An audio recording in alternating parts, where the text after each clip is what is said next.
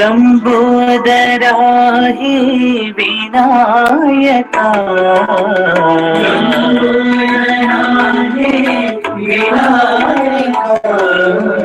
लंबोदरा हे विनायका,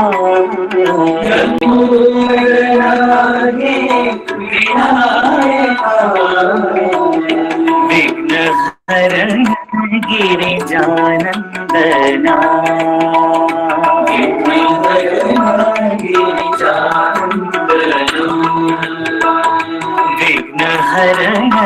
गिरिजानंदना,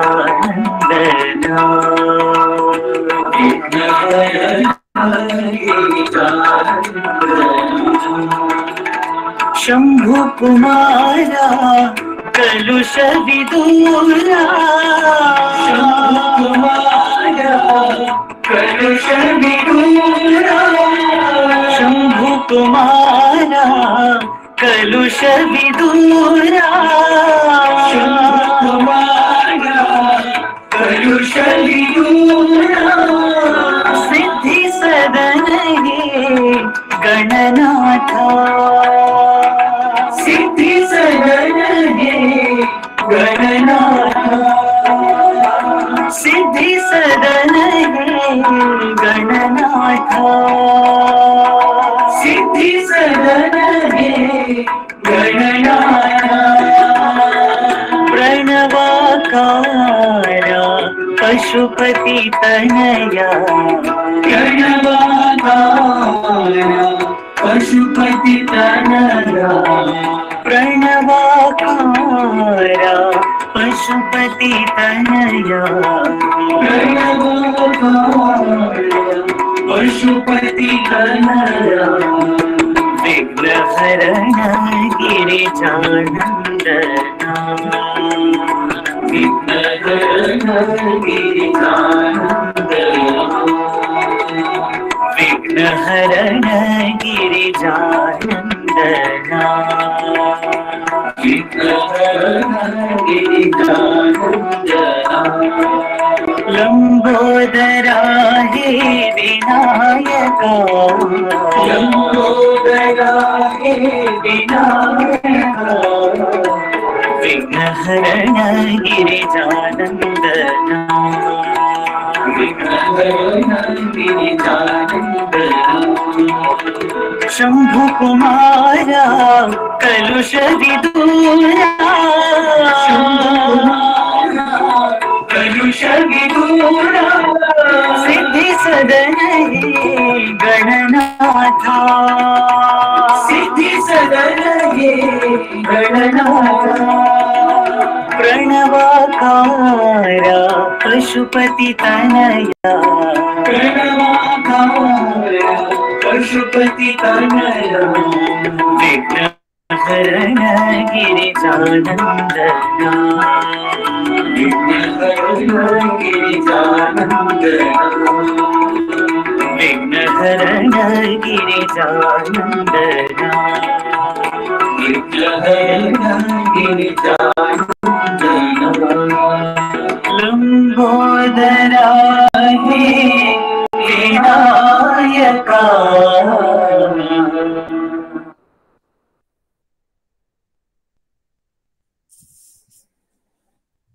ओम श्री साई राम। भगवान बाबा के पावन चरणों में मेरा कोटि कोटि नमन और आप सबको मेरा प्रेम भरा साई राम। हम सत्यम शिवम सुंदरम भाग 6 के अध्याय 4 प्रेरित वाणिज्य में सिंक्लेयर के स्वामी के साथ दिव्य अनुभवों का अध्ययन कर रहे हैं। आइए उन दिव्य अनुभवों को आगे पढ़ते हैं।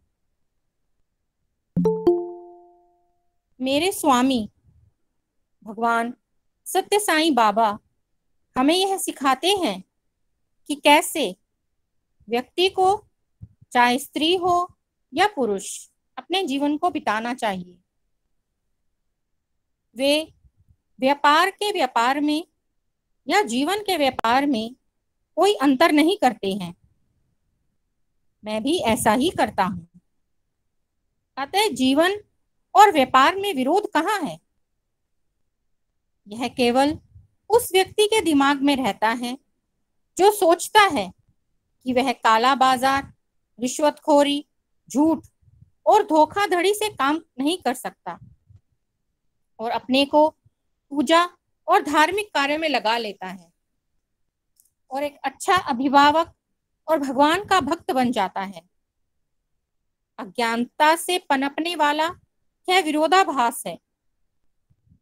सिंक्लेयर उन भाग्यशालियों में से हैं जिन्हें भगवान ने स्वयं प्रशांति निलयम आने के लिए कहा।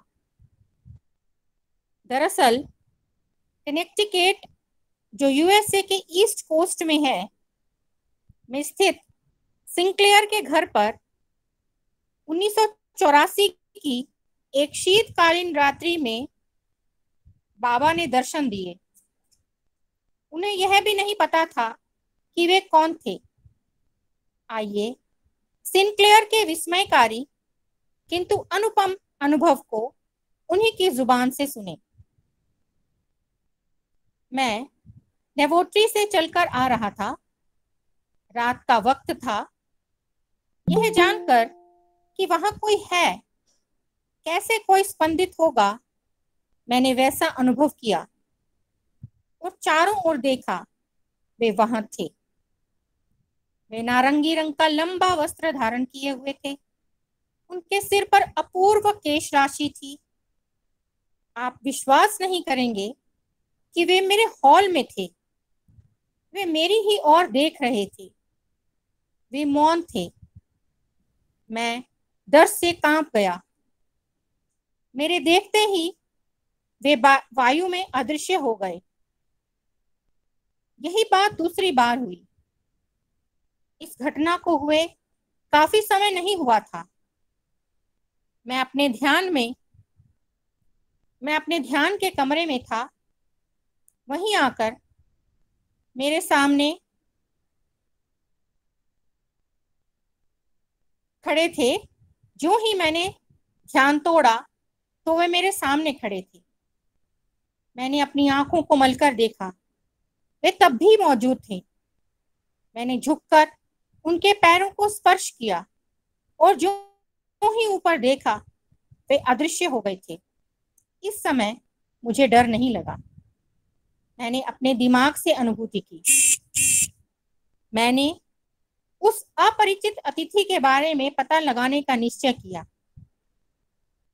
मैं सैमुअल वैसर के बुक स्टोर को गया, जो न्यूयॉर्क सिटी में आध्यात्मिक ज्ञान का किला सदृश है।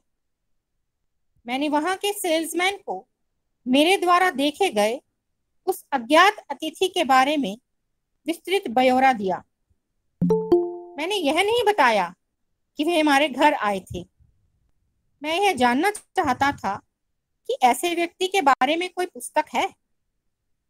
उसने कहा, एक क्षण प्रतीक्षा कीजिए, मैं अभी गया और आया। वह एक पुस्तक जिसका शीर्षक होली मैन एंड द साइक्रियाटिस्ट था, जिसे डॉक्टर सैमुअल सैंडविच ने लिखा, जो अमेरिका का रहने वाला था, लेकर आया। उसने उस पुस्तक को मुझे दिया। उसने एक विभूति की पुड़िया देते हुए कहा कि वह श्री सत्य साईं बाबा का भक्त है। अब जाकर मुझे पता चला कि मेरे घर आने वाले अतिथि का नाम सत्य साईं बाबा है। हालांकि बाबा सिंक्लेयर के घर बिन बुलाए नहीं गए थे।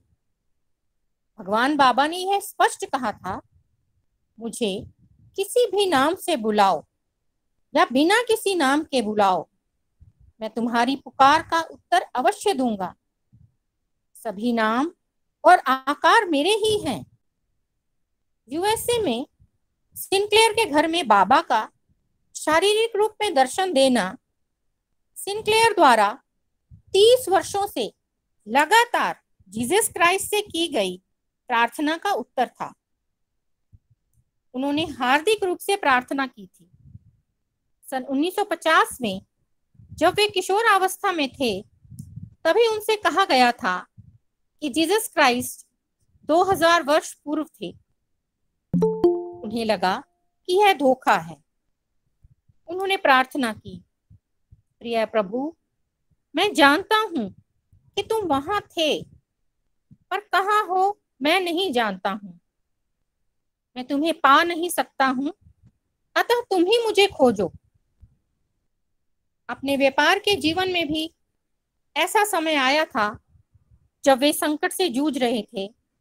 उन्होंने प्रार्थना की, मैं नहीं जानता हूं कि तुम कौन हो। मैं यह भी नहीं जानता हूं कि तुम कहाँ हो। मैं यह भी नहीं जानता हूं कि तुम क्या हो, लेकिन मैं इस बात को जानता हूं कि तुम्हारा अस्तित्व है। तुम्हें ही मुझे संभालना होगा। मैं संकटों से घिर चुका हूं। मैं केवल आवाहन करता रहा हूं। उनकी प्रार्थनाएं बेकार नहीं गईं। उन प्रार्थनाओं को सुना गया और उनका उत्तर सकारात्मक रूप में मिला जब समय परिपक्व हुआ। कुछ महीनों में ही सिंक्लेयर प्रशांति निलयम में थे। उन्हें भगवान ने इंटरव्यू के लिए बुलाया। जो ही उन्होंने इंटरव्यू रूम में कदम रखा, बाबा ने कहा, मैं तुम्हारे यहाँ 2 बार आया था। इंटरव्यू में अधिकांश सिंक्लेयर से ही बात हुई थी। इसका प्रभाव सिंक्लेयर पर इतना पड़ा कि उनकी जुबान सूख गई, पैरों में कमजोरी महसूस हुई और वे एक शब्द भी नहीं बोल सके। इंटरव्यू के अंत में भगवान ने उनसे कहा, मैंने तुम्हारे लिए बहुत किया, मैंने तुम्हें सब कुछ दिया, लेकिन तुम जीवन में एक पल के लिए भी खुश नहीं रहे। फिर उन्होंने सिंक्लेयर से पूछा, क्या अब स्वामी के लिए तुम कुछ करोगे? सिंक्लेयर उस समय स्वामी के लिए कुछ भी करने को तैयार थे। उन्होंने कहा, हाँ स्वामी। भगवान ने हंस कर कहा, खुश रहो। सिंक्लेयर जीवन भर वही करने का प्रयत्न कर रहे थे, लेकिन अपने स्वामी को प्रशांति निलयम में मिलने से पहले उन्हें जीवन में सच्चा आनंद नहीं मिला। सिंक्लेयर के खून में ही व्यापार था। उनके अनुसार न्यूयॉर्क सिटी में वॉल स्ट्रीट में उनके पिता सर्वश्रेष्ठ व्यापारी थे। व्यापार के गुरुओं को उन्होंने अपने पिता से ही सीखा था। उनके पिता भी असाधारण ईश्वर भक्त थे। एक दिन शाम को युवा सिंक्लेयर अपने पिता के साथ एक गली से गुजर रहे थे। उन्होंने एक पियक्कड़ भिखारी को देखा जो भीख मांग रहा था। सिंक्लेयर ने पिता से कहा कि वे उसे एक धेला भी नहीं देंगे। उनके पिता ने उससे पूछा, तुम कैसे जान सकते हो कि भगवान किस वेशभूषा में उपस्थित होगा? और पीछे मुड़कर उस व्यापारी के हाथ में $1 रख दिया। इसमें कोई संदेह नहीं है कि भगवान स्वयं उनके घर बिना वेश परिवर्तन के उपस्थित हुए। इस प्रकार के नेपथ्य में पले सिंक्लेयर को अपने व्यापार में आध्यात्मिकता को लाना कठिन कार्य नहीं लगा। उन्होंने हमेशा अपने व्यापार का आधार धर्म को बनाया। एक साधारण व्यापारी से जो खरीद और बिक्री की दरों पर ही अपने को सीमित रखता है, उस पोजीशन से 45 वर्ष की उम्र में एक पब्लिक कंपनी के चेयरमैन बन गए। जिस समय उन्होंने कंपनी को हाथ में लिया, उस समय वह कंपनी 19 सेंट्स के शेयर से व्यापार कर रही थी, जो 9 वर्ष के भीतर $56 शेयर व्यापार करने की स्थिति में पहुंच गई। लेकिन उन्होंने जब देखा कि कंपनी अपनी सुनिश्चित पॉलिसी को छोड़कर व्यापार कर रही है, तो उन्होंने उस कंपनी को छोड़ दिया और दूसरी कंपनी की स्थापना कर ली, जहां वे अपने सिद्धांतों के अनुसार कार्य करने लगे। संप्रति वे the Ton Range Explorations Limited नामक कंपनी में कार्यरत हैं, जिनका कार्य क्षेत्र यूएसए और अफ्रीका के तंजानिया में है। सिनक्लेयर चरित्र को व्यापार का सबसे महत्वपूर्ण सिद्धांत मानते हैं। उनके अनुसार चरित्रवान व्यक्ति में अनेक गुण होते हैं जो आध्यात्मिकता की ओर व्यक्ति को ले जाते हैं और पद या भविष्य की चिंता किए बगैर संस्था के कार्य को नैतिकता के युद्ध क्षेत्र में एक योद्धा की तरह करना, चाहे सुविधा हो या कठिनाई, नैतिकता का पालन करते जाना व्यापार करने के लिए आवश्यक गुण है। संस्था में नए लोगों की नियुक्ति करते समय उनके चरित्र की ओर ध्यान दिया करते थे। वे चरित्रवान स्त्री पुरुषों का ही चुनाव किया करते थे। यही नहीं, कर्मचारियों को ट्रेनिंग देने के लिए विशेषज्ञों और सलाहकारों को नियुक्त किया करते थे और वे मिशनरी जोश से कार्य किया करते थे। दिन में काम करने के घंटों में अंतिम 2 घंटे इसके लिए लगाए जाते थे। इन सेशनों में आधारभूत व्यापार के मुद्दों के साथ साथ कंपनी के कमांडेमेंट्स को कर्मचारियों में विकसित किया जाता था और नैतिक व्यवहार को हमेशा ऊंचा बनाए रखने पर जोर दिया जाता था। उन नैतिक व्यवहारों का सार इस प्रकार है: कभी झूठ मत बोलो, चोरी ना करो, धोखा मत दो, क्योंकि कंपनी का आधारभूत लक्ष्य धन अर्जन करना मात्र ही नहीं है, अपितु सेवा करना भी है। ट्रेनिंग सेशन के दौरान सभी कर्मचारियों को चर्चा करने और इसका मतलब हर एक के लिए इस नौकरी में क्या है के बारे में सोचना, समझना और चर्चा करना होता है। इस संगठन में एक ध्यान का कमरा है जहां कर्मचारी बैठकर सोच सकते हैं और ध्यान लगा सकते हैं। सिनक्लेयर गर्व से कहते हैं, हम ध्यान के साथ दिन का आरंभ करते हैं। मैं अपने सहयोगियों से कहता हूं, अपना पूरा समय लो, शांत रहो और अपने कार्य को शांतपूर्वक आरंभ करो। काम होने के बाद कार्यालय को छोड़ते समय शांतपूर्वक रहा करो। शांतपूर्वक चुप्पी के साथ किया गया कोई भी कार्य धीमे धीमे विचारों को कम कर देता है। यही शांतपूर्वक किए गए कार्य के पीछे स्थित सिद्धांत है। इससे सच्ची आध्यात्मिकता की ओर बढ़ा जा सकता है। शांति या मौन शक्तिशाली होता है। उनके अनुभव के द्वारा उन्होंने ज्ञात किया है, व्यापार के सर्वोत्कृष्ट निर्णय तभी लिए जा सकते हैं जब कोई अपनी अंतर्वाणी को सुनता है। वह शांत स्वर से जो अंदर से आता है उसको सुनने में ध्यान सहायता प्रदान करता है। वे इंट्यूशन या अंतर्वाणी की शक्ति और व्यापार में इसकी भूमिका के बारे में बतलाते हैं।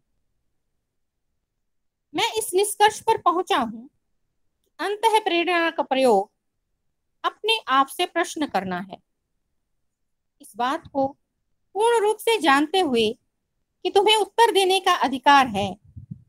यह ठीक उसी तरह है जिस तरह तुम्हारे दिमाग में उस व्यक्ति का नाम कौन उठता है जिसे तुमने भुला दिया है। तुमने याद करने के लिए क्या किया? तुम केवल स्वयं से इस प्रश्न को पूछते हो और तुम इसे अपने दिमाग से बाहर कर देते हो और फिर किसी दूसरी चीज के बारे में सोचने लगते हो। हम में से हर किसी को इस बात का अनुभव है। तुम्हारे व्यापार से संबंधित बहुत ही गंभीर समस्याओं के उत्तर, जैसे कि तुम्हारे बाजारों में परिवर्तन आना या तुम्हारा वातावरण परिवर्तन चाहता है या तुम्हें अपने व्यापार को बेचना है, उसी तरह से प्राप्त होंगे।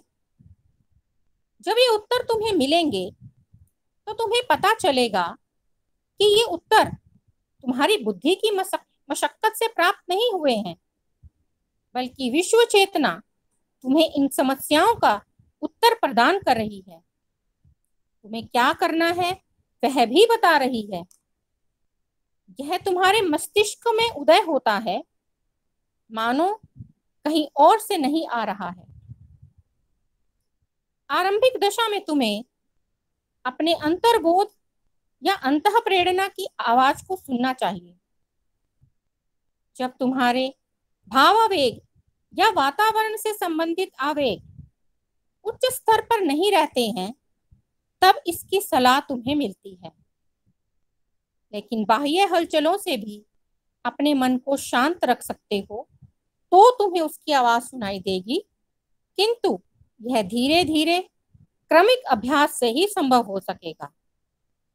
तुम कभी कभी कहीं भी अंतर्बोध की आवाज को सुन सकते हो। दरअसल हमारे गोल्ड मार्केट के लिक्विडेट करने का निर्णय 1980 में, जब यह पर आउंस $887 था, उस समय लिया था, जब व्यापारियों से भरे विशाल कमरे में मार्केट प्लेस के इतिहास में लंबे पोजीशंस को चला रहे थे। इन सब के बीच मैंने अंदर की आवाज सुनी, यह खत्म हो गया, यह मार्केट खत्म हो गया। मैं शोक में बैठा रह गया। तब मैं अपने सभी तकनीकी विशेषज्ञों के पास गया और देखा कि सभी आहें भर रहे थे कि मार्केट खत्म हो गया। मैं इसे क्यों नहीं देख पाया? जो परिणाम मुझे प्राप्त हुआ, तब मैंने कहा हमें बाहर निकल जाना चाहिए, सब कुछ खत्म हो गया। उस रात को हमने हर व्यापारी को व्यस्त रखा और सारी रात अपने पोजीशंस को बेचने में लगा दिया, जो पूरे विश्व में फैले हुए थे। हमने बड़े परिणाम को 9 लाख आउंस $800 हर आउंस के हिसाब से, जो $1 बिलियन के बराबर था, बेच डाला। जब दूसरे दिन प्रातः यूएसए में मार्केट खुला, तब सोने का मूल्य $150 एक आउंस के दर पर गिर पड़ा। यह तब तक गिरता रहा जब तक $400 की दर पर नहीं पहुंचा। जब हम जो कर रहे थे, जो हमने किया, हमने इस संभावित आशा से किया कि एक आउंस में $2000 तक मार्केट में उछाल आएगा, जैसा कि अनुमान किया गया था। लेकिन मेरी अंतः प्रेरणा ने देखा कि मांग के साथ उछाल स्थिर नहीं रहा और मैं जारी नहीं रख सका। मुझे विश्वास है कि कई व्यापारियों ने अंतः प्रेरणा की आवाज सुनी होगी, जिसे मैंने उस रात को सुनी थी, लेकिन केवल कुछ लोगों ने ही सुना था। शायद मैंने भी सुना था और तदनुसार शीघ्रता से कार्य रूप देने में जुट गया, क्योंकि हम अपने दफ्तर में ध्यान योग करते हैं और अंतः प्रेरणा की आवाज को सुनते हैं। संपूर्ण शारीरिक ज्ञान, बुद्धि और व्यापार संबंधी गुर, जिसे वे जानते हैं, के साथ साथ सिंक्लेयर यह भी जानते हैं कि कहाँ रेखा खींचनी है। वे कहते हैं, मैंने स्वामी के स्वार्गिक अनुकंपा से खोज निकाला है कि जीवन का उद्देश्य धन कमाने से कहीं और अधिक है। धन संपत्ति और परिवार को बढ़ाने से कुछ और है। ये सभी चीजें जैसे धन, पदवी, सामान और यहाँ तक कि परिवार, ये सभी सांसारिक हैं। वे हमारे लिए महत्वपूर्ण और आवश्यक हैं, लेकिन इनसे भी बढ़कर हमें आगे अपनी आत्मा के निकट पहुंचना है। इसीलिए हम यहाँ इस धरती पर हैं। यह भौतिकता के विरुद्ध आध्यात्मिकता का संघर्ष है। व्हाइटफील्ड आश्रम के त्रय वृंदावन में एक शाम को स्वामी ने सिनक्लेयर से उनके विद्यार्थियों को संबोधित करने को कहा और मुझे उनका परिचय कराने को कहा गया। ऐसा करते समय मैंने कहा, सिनक्लेयर भौतिक रूप से और आध्यात्मिक रूप से धनी हैं। जो ही सिनक्लेयर भाषण देने के लिए उठे, उन्होंने अपने जेब से पर्स निकाला और कहा, जी हाँ, मैं अत्यधिक धनी हूं और मैं अपनी धन संपत्ति के बड़प्पन को आपको दिखलाना चाहता हूं। उसके बाद उन्होंने अपनी जेब से रुमाल को बाहर निकालकर कहा, यह मेरा सबसे कीमती करेंसी है। यह स्वामी का रुमाल है जिसे स्वामी ने मुझे प्रदान किया। मैं इसे हर जगह अपने साथ ले चलता हूँ और साथ रखता हूँ। विद्यार्थियों द्वारा बिजली की कड़क सी करतल ध्वनि बज उठी। बाबा ने भी उनका साथ थोड़ी देर बाद दिया। इंटरनेशनल कॉर्पोरेट सिटीजन की हैसियत से मैंने अनेकों महाद्वीपों में विभिन्न सभ्यताओं और संस्कृतियों और वातावरण में काम किया है। कई बार नैतिक संदिग्धावस्था से जूझना पड़ा। जब कभी मेरे अंदर संदेह उपजे, समस्याएं व दुविधाएं आईं, मैंने स्वामी की शरणागति की और स्वामी ने सभी का निवारण ठीक उसी तरह किया जिस तरह धूप आने पर ओस की बूंद द्रवित हो जाते हैं। जैसा कि शैली कहते हैं, तारे हीन रात्रि की परछाई में जहां मैं अकेला विचरता हूं और निराशा की भारी कीट मेरे सम्मुख रहता है, तब मैं उसकी आवाज को सुनता हूं और शरणागति करता हूं और मुझे उसकी अनुकंपा का लाभ प्राप्त हो जाता है। मैं भी ऐसी परिस्थिति में वैसा ही करता हूं। कहते हैं डॉक्टर अनंत रामन, जिन्होंने हार्वर्ड बिजनेस स्कूल से एमबीए किया है, कोलंबिया यूनिवर्सिटी से इंटरनेशनल बिजनेस में डॉक्टरेट प्राप्त की है और जिन्होंने 3 दशाब्दियों से अधिक समय से बिजनेस का नेतृत्व एवं प्रबंधन किया, वह भी 4 कॉन्टिनेंट्स में। लेकिन उन्हें पहली बार जब श्री सत्य साईं बाबा की अनुकंपा और असीम अतुलित शक्ति का आभास हुआ, तो उन्हें बाबा के दर्शन करने की उत्कंठा जागी। उनकी शरणागति करनी चाहिए। यह मई के 1975 में हुआ। वे व्हाइटफील्ड में स्थित वृंदावन को गए। उनकी माताजी चाहती थी कि वह उसे भी बाबा के दर्शनों के लिए ले जाएं। वे स्वयं शंकालु और अज्ञेयवादी हैं।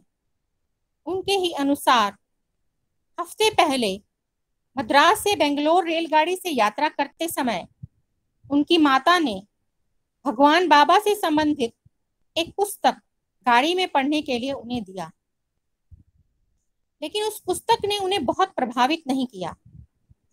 उनकी माता, उनकी पत्नी और 3 साल के उनके बेटे के साथ आश्रम को गई जबकि ये कार में ही उनके आने की प्रतीक्षा करते हुए बैठे रहे। घर लौटते समय बेंगलोर क्लब में थोड़ी देर के लिए रुके। वे शीघ्रता से तैरकर आना चाहते थे। उनके भाई ने भी वहां उनका साथ दिया। चूंकि दोपहर बीतने जा रही थी, अतः स्विमिंग पूल जनहीन था। दोनों भाई तैरने के लिए गए और राज स्विमिंग पूल के पास खेल रहा था। कुछ ही देर बाद अनंतरामन की पत्नी ने चिल्लाकर कहा कि राज दिखाई नहीं दे रहा है। अनंतरामन पूल से बाहर आए और चारों ओर ढूंढा, किंतु राज दिखाई नहीं दिया। जिसकी आशंका कर रहे थे कि वही हुआ। पूल के गहरे हिस्से में लाल रंग का ड्रेस तैर रहा था। उस स्थान पर पहुंचते ही उन्हें यह देखकर धक्का लगा कि यह उनका बेटा राज ही था जो उतरा रहा था। उसका मुंह पानी में औंधा था। अनंतरमन का भाई पानी में कूद पड़ा और राज को पानी से बाहर खींच लाया, जो पूरी तरह से भीगा हुआ था और उसकी सांस चल रही थी, लेकिन वह जीवित था। बाद में जब उसे पूछा गया कि पानी में उतनी देर तक कैसे तैरता रहा, तो उसने बताया कि उन अंकल ने जो लाल कपड़े पहने हुए थे, जिन्हें सवेरे हमने देखा था, मुझे पकड़े रखा, डूबने नहीं दिया। इस घटना के बाद अनंतरामन को बाबा के प्रति अटूट श्रद्धा और विश्वास जागृत हुआ। उनके जीवन में बाबा के प्रवेश के बाद अनंतरामन बिजनेस में नियम निबंधनों के साथ आध्यात्मिकता का समावेश करने लगे। वे कहते हैं, मेरे आध्यात्मिक विकास ने एक उदाहरण प्रस्तुत करने के लिए मूल्यों, उद्देश्यों में, सिद्धांतों को स्थिर करने में सहायता प्रदान की। इसके पहले नैतिकता के पद चिन्हों को, जिन्हें मेरे कॉरपोरेशन ने बनाए, ने सही मार्ग पर मेरा मार्गदर्शन किया। एक बार जब मैंने आध्यात्मिकता के नेपथ्य में सोचना आरंभ किया, तब इस प्रकार की एथिकल पॉलिसियां मेरे जीवन का हिस्सा बन गई। मैं आज जो कुछ करता हूं, वह इसलिए नहीं कि मुझे नियम में बंध कर रहना है, अपितु आंतरिक रूप से मुझे करने की प्रेरणा मिलती है और मैं करता हूं। जब अनंतरामन ग्राफ्टेक्स के हेड थे, जो यूनाइटेड नेशनल की एक मैन्युफैक्चरिंग कंपनी थी, जिसका बहुमुखी कार्य निष्पादन था, जो काटिसा के अंतर्गत था, जो स्विस कांग्लोमेरेट था, उन्होंने आईएसओ की क्वालिटी कंट्रोल मेजर्स को इलेक्ट्रिकल इक्विपमेंट्स के निर्माण की इकाई में इंट्रोड्यूस करना था।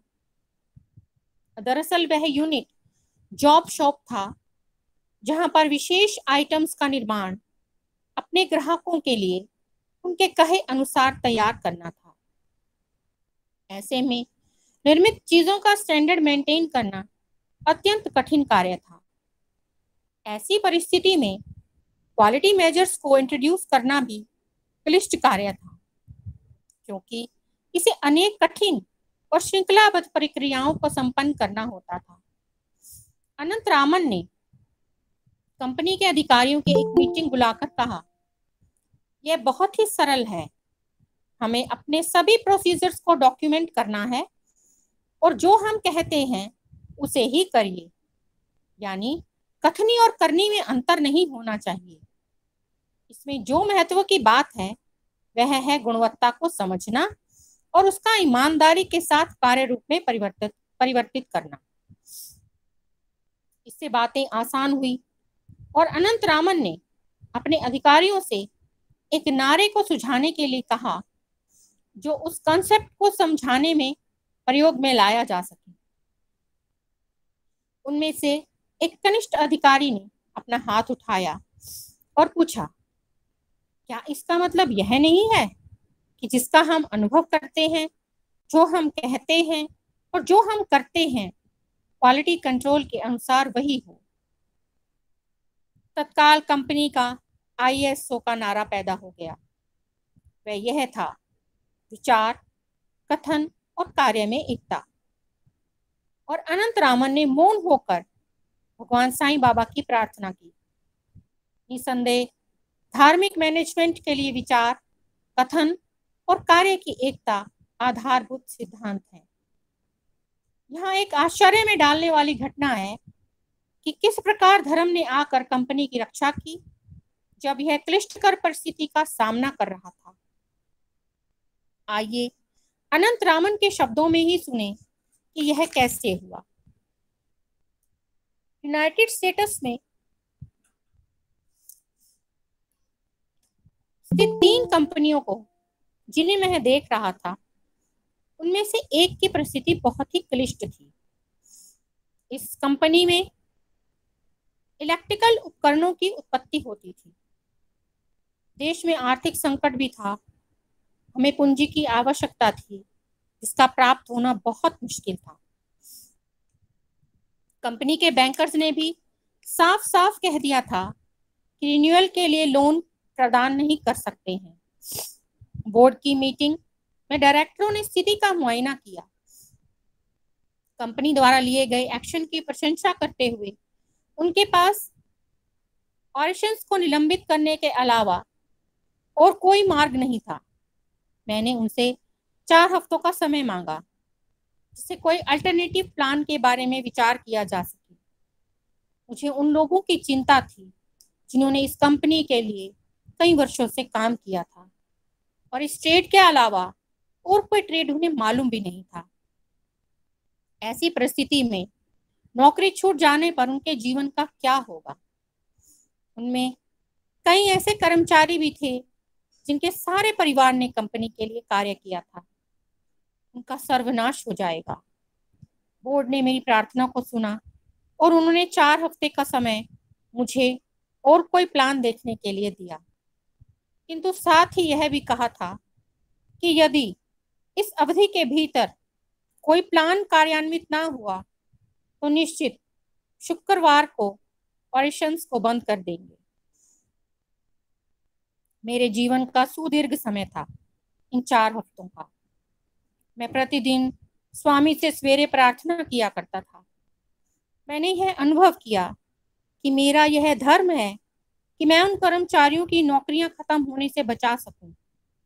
मैंने कई फाइनेंसर से और बैंकर से कंपनी की फाइनेंस पोजीशन को दिखाकर उसकी आवश्यकताओं के बारे में जानकारी दी।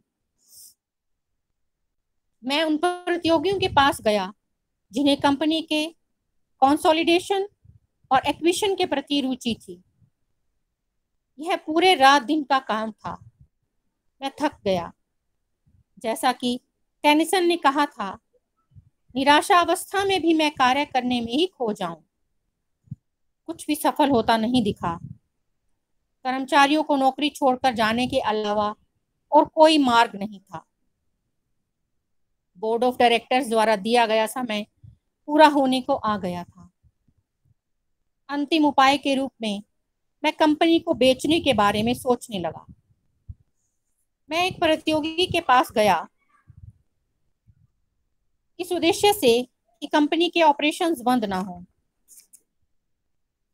और कर्मचारियों की नौकरी छूट न जाए। लेकिन वह उपाय भी सफल नहीं हुआ। मैं निराश होकर घर लौट रहा था। मैं कंपनी के परिसर से गुजर रहा था। मैं काफी देर तक देखता रह गया। बारिश शुरू हो गई और बारिश के धुंधलके में मैंने देखा कि कल से कई परिवार नौकरी से हाथ धो चुकेंगे। रात को सोने के पहले मैंने बाबा से प्रार्थना की कि कंपनी को, उसके कर्मचारियों को बचा लें। बड़ी कठिनाई से दूसरे दिन कार्य करने के लिए उद्यत हुआ। इसे बचा नहीं जा सकता था। जो ही मैं परिसर की सीमा पर पहुंचा तो देखा कि ट्रैफिक जाम था और बड़ी संख्या में लोग वहां इकट्ठे हुए थे। चारों ओर जहां तक दृष्टि जाती थी पानी नजर आ रहा था। हमारी फैक्ट्री का लेवल नीचा था। रात की मूसलाधार बारिश से पास ही बहने वाली नदी में बाढ़ आ गई और पानी आसपास की जमीन पर फैल गया। हमारा फैक्ट्री के परिसर में 4 फीट तक पानी भर गया था। समाचार पत्रों में छपा था कि ऐसा होना बहुत दुर्लभ है। उस क्षेत्र में पिछली बार बाढ़ 80 वर्ष पहले आई थी। तब से नदी के किनारों को मजबूत बना दिया गया था। इंश्योरेंस कंपनियों की गणना के अनुसार उस प्रांत में बाढ़ का इस तरह से आना करोड़ों में से एक होता है।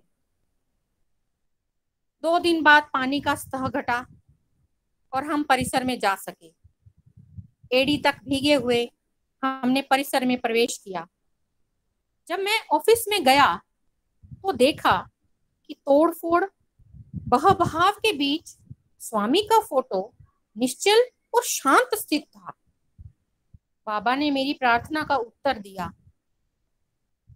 लंबी कहानी को छोटा करके मैं बता सकता हूँ कि हमें अपने ऑपरेशंस को बंद करने की जरूरत नहीं हुई। फेडरल गवर्नमेंट ने उस क्षेत्र को डिजास्टर एरिया के रूप में घोषित कर दिया। फेडरल इमरजेंसी मैनेजमेंट ने पुनरावास के लिए कई फंड्स प्रदान किए। हमें सब्सटेंशियल इंश्योरेंस क्लेम का भी फायदा प्राप्त हुआ।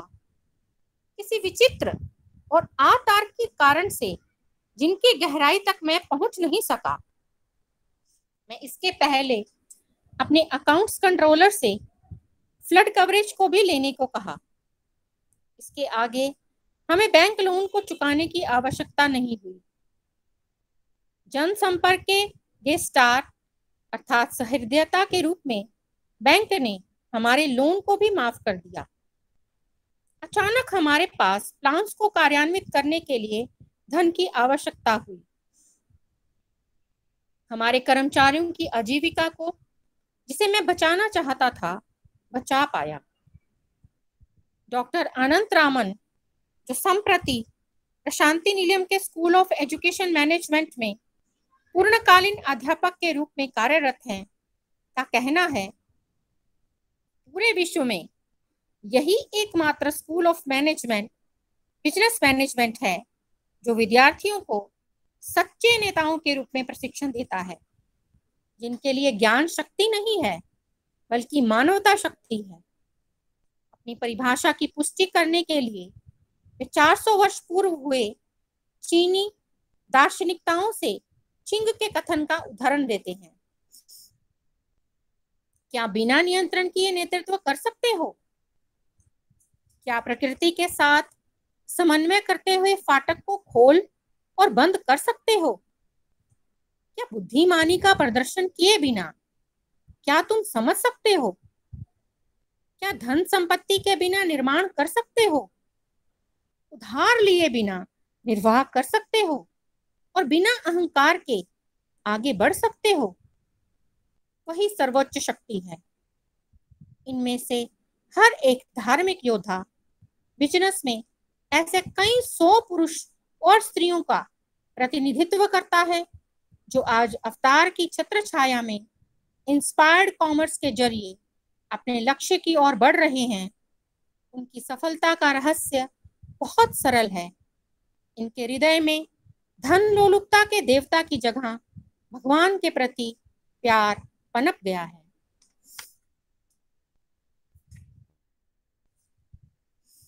साईराम दीदी। साई राम साई राम साई राम। हाँ जी। भगवान बाबा की पावन चरणों में कोटि कोटि प्रणाम एवं आप सबके हृदयवासी श्री भगवान के चरणों में हमारा नित्य निरंतर नमन।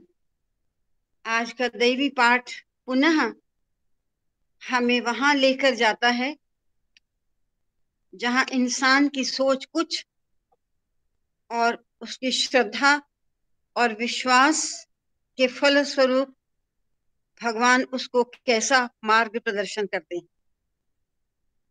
मैं डॉक्टर अमर सिंह जी से प्रार्थना करती हूँ कि इस आज के पाठ को थोड़ा सिंक्रोनाइज करें। साई राम। साई राम जी। भगवान बाबा बाबा के दिव्य चरणों में मेरा कोटि के प्रणाम। उपस्थित सब बंधुओं के हृदयवासी भगवान गुरु साहिब, आज का जो पाठ में दो बहुत ही उच्च कोटि के बिजनेसमैन। डॉक्टर साहब थोड़ी आवाज कम आ रही है आपकी, थोड़ा ऊंचा। मैं बोल तो रहा, चलो कोशिश करता हूँ जी। दो बहुत ही संसार के उच्च कोटि के बिजनेसमैन के बारे में किस प्रकार भगवान बाबा की कृपा होती है उसका विस्तार से वर्णन किया है। सबसे पहला आवाज आ रही है, आवाज आ रही है मेरी? मेरी आवाज आ रही है जी? हाँ जी डॉक्टर साहब आ रही है, लेकिन थोड़ी थोड़ी कम है, वैसे आ रही है। तो कुछ नेट का ही गड़बड़ है, बाकी का मैं आवाज तो पूरी बोल रहा हूँ। कोई बात नहीं, आप बोलिए, आ रही है। तो पहला जो बिजनेसमैन के बारे में यूएसए के सिंह प्लेयर के बारे में बताया कुछ शो, एक बार मैं रात को अपने से आ रहा था बाहर और अचानक मुझे एक ऐसा छाया सी दिखाई दी भगवान जैसे, और वो क्षण भर में ही गायब हो। मैं हैरान रह गया, डर भी गया, खून फाड़ता है रात से मुझे दिखाई दिया। लेकिन कुछ समय के बाद वो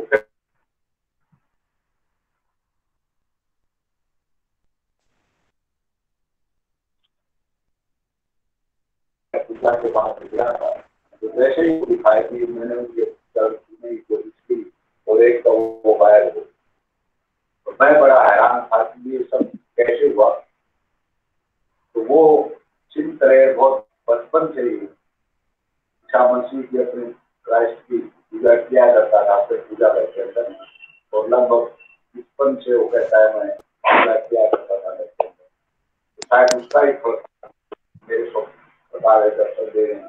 भगवान शिव यूएसए के अंदर पहुंचे थे, तो मुझे ऐसी लगन हुई कि मैं उनके जानने के लिए मार्केट में गया वहाँ, और एक कोई पुस्तक ऐसा था जिसमें सारी आध्यात्मिक पुस्तकें मिलती थी। वहां पर जाकर के मैंने वहाँ उसको बताया कि इस प्रकार का चेहरा कोई पुस्तक, कोई आपको फोटो दिखा मुझे। तो वो समझ गया, उसने कहा 2 मिनट पहले मारता हूँ। और उसके बाद वो एक पुस्तक लेकर के आया और इसके अंदर भगवान बाबा का फोटो था और वो एक अमेरिकन साइकियाट्रिस्ट की लिखी हुई थी, वोर्डमैन साइकियाट्रिस्ट। तो वो किताब लेकर वो खड़ा आया, तब उसे पता चला, उसको एक बुद्धि की पुजारी दी, ये भगवान बाबा के डिवोटी है और ये उसको सच्चाई बाबा के नाम से पुकारते हैं। तो इस प्रकार वो कहता है मैं घर पुस्तक को लेके आया, तो मुझे एहसास हुआ कि शायद मैं ईसा मसीह को ये समझता रहा 2000 साल पहले हुआ होगा, और ये तो साक्षात मेरे सामने स्पष्ट आए और भगवान बाबा ने दर्शन दिए। तो उनकी ओर में लगन आध्यात्मिक क्षेत्र की तरफ बढ़ गई। और वो जो बिजनेस करते थे बचपन से बिजनेस था, मेरा बिजनेस था, क्योंकि मेरे पिताजी जो वहाँ की मार्केट थी कर्नाटक वहाँ की यूएसए की, उसके सबसे बड़े बिजनेसमैन थे। उनका काम तकरीबन ये सारा स्टॉक मार्केट का होता था। तो उस स्टॉक मार्केट में बचपन से अपने पिता से सब सीखता हुआ आ रहा था कि किस प्रकार किया जाता है। तो एक बार कहता है मैं चला जा रहा था, पीछे देख के घूमता था, उसने हाथ फैलाया और मैंने अपने पिता को दिखाया ताकि मैं इसको कुछ देना चाहता। मेरे पिता ने कहा तुझे क्या पता भगवान किस रूप में किया। मेरे पिता वापिस गए और उन्होंने उनको $1 दिया। उसके बाद मैं उनके साथ चलता है और आहिस्ता आहिस्ता कहता है कि मैं इस बिजनेस में 3 साल के अंदर कंपनी का पूरा मालिक हो गया था और वो सारा कार्य में देखने लग गया। तो आहिस्ता आहिस्ता मुझे जब मेरा ध्यान आध्यात्मिक क्षेत्र में हो गया था, तो जो कंपनी के रूल रेगुलेशन तो थे ही थे साथ ही साथ, उसके साथ साथ मैं धार्मिक और आध्यात्मिक क्षेत्र की तरफ ज्यादा ध्यान देने लग गया।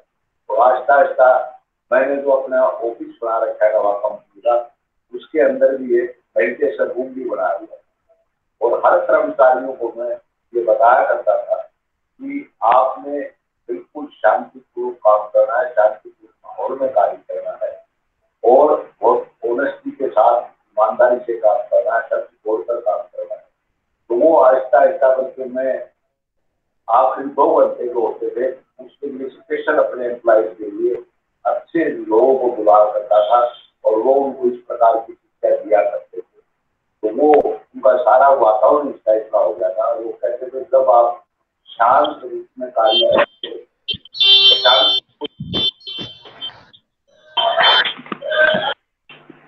कार्य समाप्त करते हो, अपनी ट्यूशन अंतरात्मा की आवाज भी सुनाई देती है। तो इसलिए वो सबको ये कहा करते थे कि तुम हमेशा शांत रहा करो, सुबह शांति पूर्वक अपना कार्य शुरू करो और सारा दिन शांत रहे और शाम को जाने के टाइम भी शांति रहनी चाहिए। और उसने कहा मुझे इस चीज की प्रैक्टिस हो चुकी है और मुझे अपनी अंतरात्मा की आवाज स्पष्ट सुनाई देती है जब मैं बिल्कुल शांत होता हूँ। और मेरे लिए तो अब ये चाहे कितने शोर भी क्यों ना उसमें मुझे आवाज सुनाई देती। और फिर उन्होंने बताया कि एक बार गोल्ड का काम था, कोई स्टॉक मार्केट के अंदर गोल्ड में पैसे लगा रखे थे, तो वहां हम बैठे थे, बड़े शोर हो रहा था बहुत ज्यादा और उसका रेट जो $800 पर सेंट के हिसाब से कितना चढ़ गया था, 800। तो उस टाइम मैंने एकदम अंदर से आवाज सुनी अंतरात्मा की कि मार्केट समाप्त हो गई।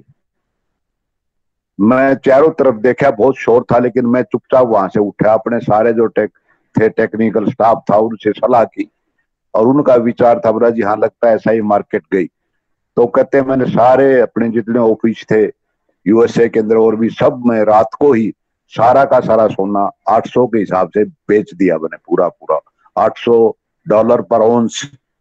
और इस तरह 2 बिलियन का सोना हमने रात रात में निकाल दिया। और अगले दिन सुबह देखते हैं तो सोने का भाव $150 पर आ गया, कहा $800 था। तो वो कहता है कि इतनी इंटरनल आवाज जो अंदर से आती है वो भगवान अपने आप ही देते हैं, वो उसकी आवाज होती है। फिर वो कहता है जैसा ही मुझे पता लगा मैं उसी टाइम कुछ समय के बाद ही पुटापर्थी आया और भगवान बाबा ने मुझे इंटरव्यू के लिए बुलाया और उन्होंने बताया स्वामी ने कि मैं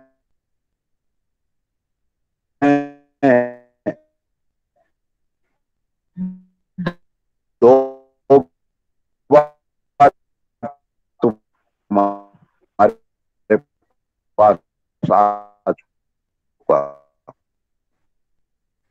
इस चीज को कन्फर्म किया उसने। और फिर भगवान बाबा कहने लगे इन्हों से अपने यीशु को याद कर रहा था, वो भी मेरा ही नाम है। तो इस प्रकार कहता है मुझे पूर्ण विश्वास हो गया भगवान बाबा के ऊपर कि वो सब कुछ जाने वाले हैं और उन्हीं की कृपा से ही मैं अपने बिजनेस के अंदर इतनी नैतिकता और इतनी सच्चरित्रता और उसके साथ इतनी आध्यात्मिकता के साथ काम करता चला गया। तो ये तो सिंक्लेयर का उन्होंने दिया है, थोड़ा ब्रीफ मैंने बताया है। दूसरा उन्होंने फिर अनंत रमन के बारे में बताया है। वो भी बहुत बड़े कॉर्पोरेट थे, जिसका स्टडी से की थी, पीएचडी भी वहीं से दूसरी यूनिवर्सिटी से की थी, इतने इंटेलिजेंट थे, सब कुछ था, 4 कंपनी भी उनकी थी। और वो कहते हैं एक बार हमारे कंपनी में भी एक ऐसी समस्या आ गई मेरे सामने जीवन के अंदर।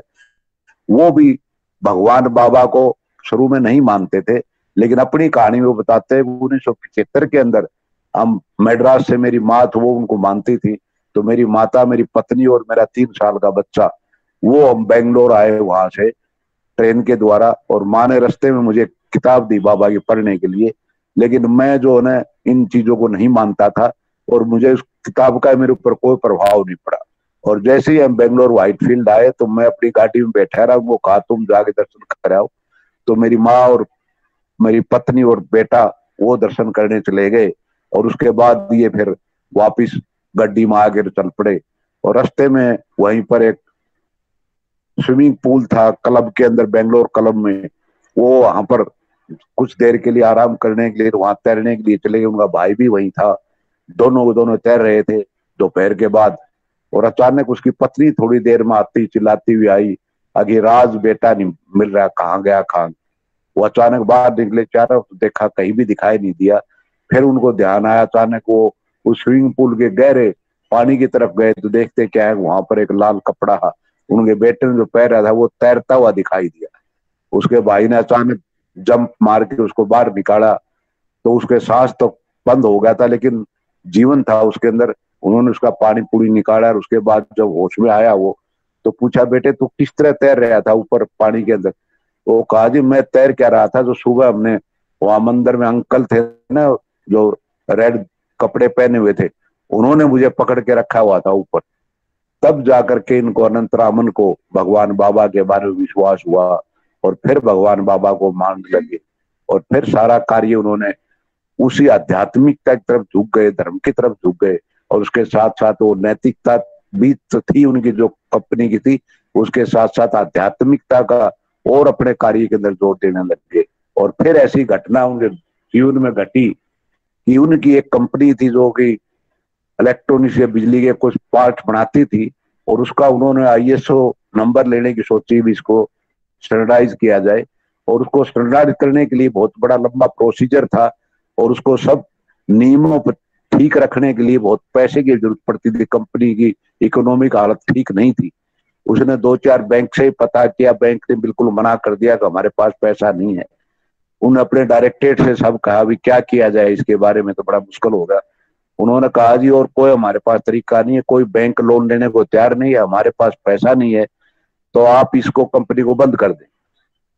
अब वो कहने लगा मुझे इस बात की चिंता थी, उस कंपनी में जो वर्कर थे बेचारे, कई तो पूरा खानदान उन्होंने काम किया हुआ था और कई सालों से लगे हुए थे, उन्हें और कोई कार्य आता भी नहीं था, क्या किया जाए। तो उसने 1 महीने का टाइम उनसे मांगा कि आप 1 महीने का टाइम दे, कोई और प्लान करते हैं जो कुछ होता है। कहता है उस 1 महीने का उन्होंने टाइम दे दिया और उस महीने में मैं रात दिन कभी किसी बैंकरों से, कभी कभी और इंश्योरेंस से और जहां से भी फाइनेंस से बात करता रहा, कोई पैसा मिल जाए, कुछ हो जाए। आखिरी में बेचने की सोची, कोई नहीं मिला और आखिरी दिन आ गया, सिर्फ एक दिन कि कल इसको मैंने जवाब देना पड़ेगा, आगे कंपनी को बंद होगी। कहता है मैं गया, रात भर में भगवान का रोज सुबह प्रार्थना करता था, स्वामी किसी तरह बचाओ इन लोगों को, इनकी जॉब चली जाएगी, बुरा हाल हो जाएगा। और आखिरी रात भी मैं सारी रात भगवान से प्रार्थना करता रहा। और अगले दिन सुबह मैं कंपनी में गया तो देखता हूँ कि कुछ बूंदाबांदी शुरू हो गई थी और मेरा दिल कर रहा था आज मैं किस तरह किस मुंह से खाऊं इनको, गया कंपनी बंद हो गई है। और इतनी देर में मैं देखता हूँ वहां कुछ लोग इकट्ठे हुए हैं, बड़ा जोर से पानी उधरा रहा है। और अचानक देखा थे 4 फुट पानी हमारी सारी कंपनी में देखते देखते भर गया, पूरी की पूरी कंपनी डूब गई। वो नीचे का था, वहां को नदी बहती थी, उसके अंदर फ्लड आ गया था, वो पानी सारा ओवरफ्लो हो गया, वहां भर गया था। और वो कहते 80 साल के बाद इस तरह का वाक्य हुआ था। तो ऐसी हालत हो गई, वहां पर सारा ही फ्लड डिक्लेयर हो गया, ड्राफ्ट कंडीशन डिक्लेयर मतलब हो गई। अब भाई ये ऐसी हालत हो गई और सरकार ने कहा भी हाँ ये तो सारा का सारा लॉस हो गया। और हमने उसका लॉस कैलकुलेशन किया, सब कुछ, इंश्योरेंस का भी हमें कुछ पैसा मिला, बैंक ने हमारा लोन भी माफ कर दिया और हमारे पास इतना पैसा हो गया कि हम दोबारा उस कंपनी को खड़े कर पाए। ये सब भगवान बाबा की कृपा थी। अचानक हमारे बस की कोई बात नहीं थी कि भगवान ने इस कंपनी को बचाने के लिए किस प्रकार से इतनी तेज बारिश की फ्लड लाया और उस कंपनी को डुबोया। तो ये सब भगवान बाबा की कृपा से आज वो अनंत रमन जो है वहाँ जो अपना MBA कॉलेज है यूनिवर्सिटी का, उसके प्रोफेसर हेड हैं और उन्होंने सारी बातें वहां पर बताई है।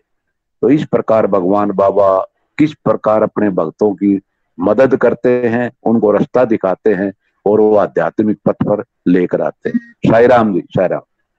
हाँ जी, साई राम डॉक्टर, बहुत संक्षेप में आपने आज के पाठ को हमें बता दिया कि विश्व प्रसिद्ध व्यापारी कॉर्पोरेट जिनमें सिंक्लेयर का नाम है और अनंत रामन का नाम है, कैसे उनके आगे भी चैलेंजेस आए, लेकिन हुए भी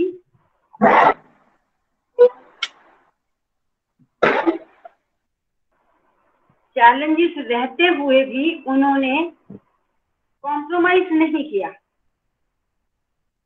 अपने जीवन मूल्यों के साथ ही रहे, किसी और रास्ते के साथ उन्होंने कॉम्प्रोमाइज नहीं किया। ये इन दोनों व्यापारियों के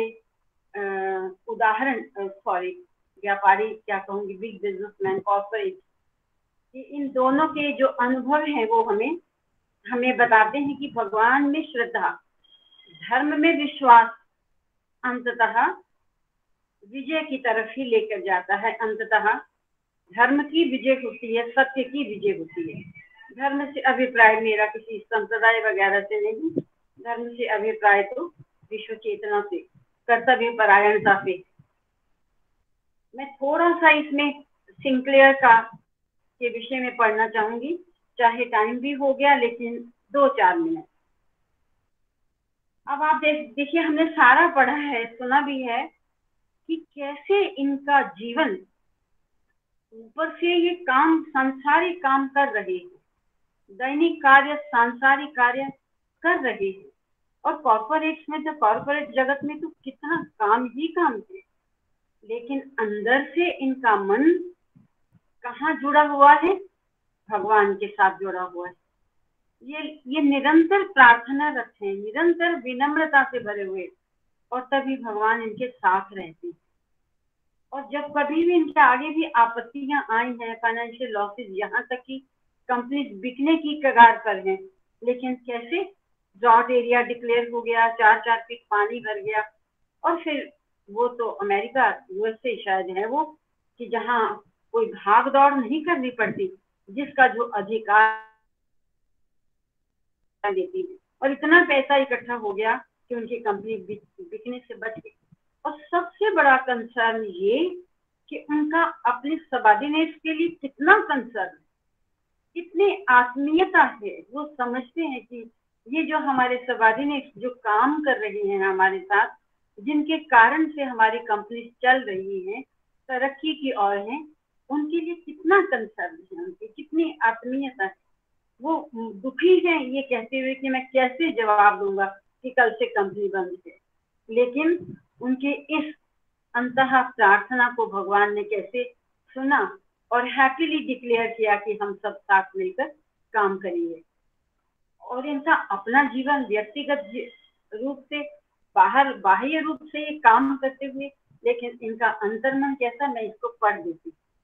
इस संगठन में एक ध्यान का कमरा है, जो वो अपनी कंपनी की बात बताते हैं, सिंक्लेयर का इंसिडेंट, जहाँ कर्मचारी बैठकर सोच सकते हैं और ध्यान लगा सकते हैं। सिंक्लेयर सर्व गर्व से कहते हैं कि हम ध्यान के साथ दिन का आरंभ करते हैं। मैं अपने सहयोगियों से कहता हूँ, अपना पूरा समय लो, शांत रहो और अपने कार्य को शांत पूर्वक आरंभ करो। काम होने के बाद कार्यालय को छोड़ते समय शांत पूर्वक रहा करो। शांत पूर्वक चुप्पी के साथ किया गया कोई भी कार्य धीमे धीमे विचारों को कम कर देता है, और वही शांत पूर्वक किए गए कार्य के पीछे स्थित सिद्धांत है। इससे सच्ची आध्यात्मिकता की ओर बढ़ा जा सकता है। शांति या मौन शक्तिशाली होता है। उनके अनुभव के द्वारा उन्होंने ज्ञात किया कि व्यापार के सर्वोत्कृष्ट निर्णय तभी लिए जा सकते हैं जब कोई अपनी अंतर्वाणी को सुनता है। वह शांत स्वर से जो अंदर से आता है, उसको सुनने में ध्यान सहायता प्रदान करता है। वे इंट्यूशन या अंतर्वाणी की शक्ति और व्यापार में इसकी भूमिका के बारे में बतलाते हैं। मैं इस निष्कर्ष पर पहुंचा हूं कि अंतः प्रेरणा का प्रयोग अपने आप से प्रश्न करना है, इस बात को पूर्ण रूप से जानते हुए कि तुम्हें उत्तर देने का अधिकार है।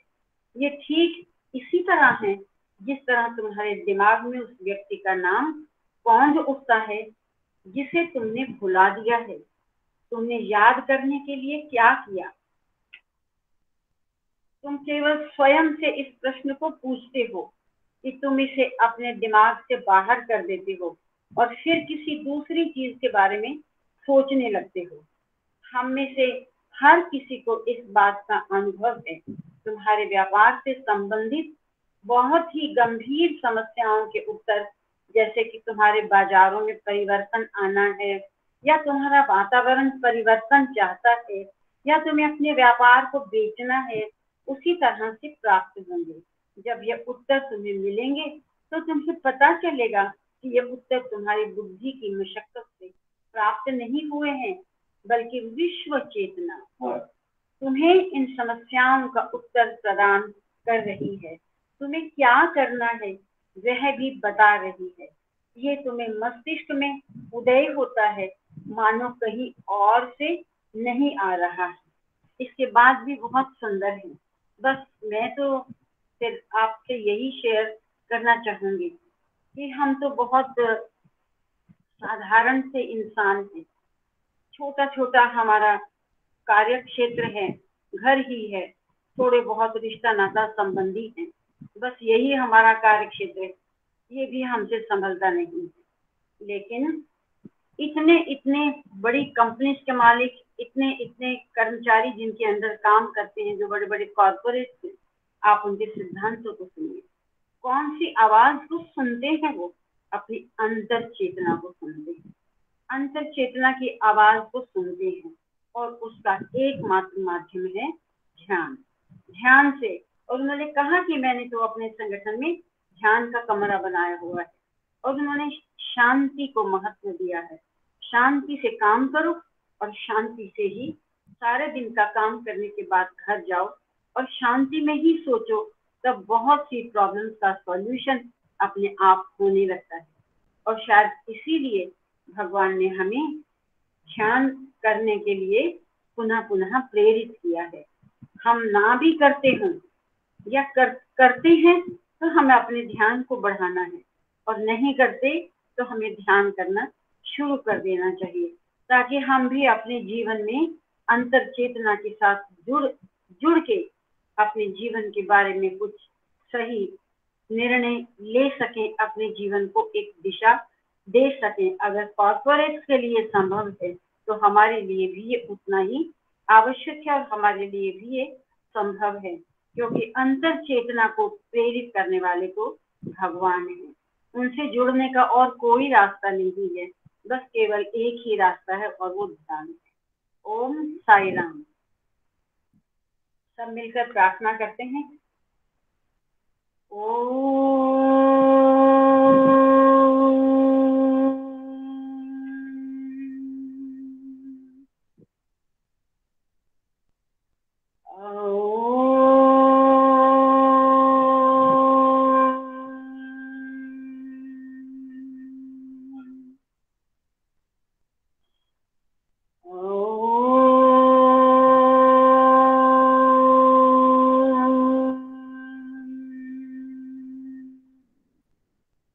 समस्त लोकाः सुखिनो भवन्तु, समस्त लोकाः सुखिनो भवन्तु, समस्त लोकाः सुखिनो भवन्तु। ओम शांति शांति शांति। जय बोलो भगवान श्री सत्य साई बाबा जी की जय। ओम शांति। आप सबको सादर सप्रेम साई राम और शांति। अभी 9 बजे की साधना में अपने भगवान के साथ मिलकर हम गायत्री जप करेंगे। ओम साई राम। साई राम जी। साई साई राम दीदी।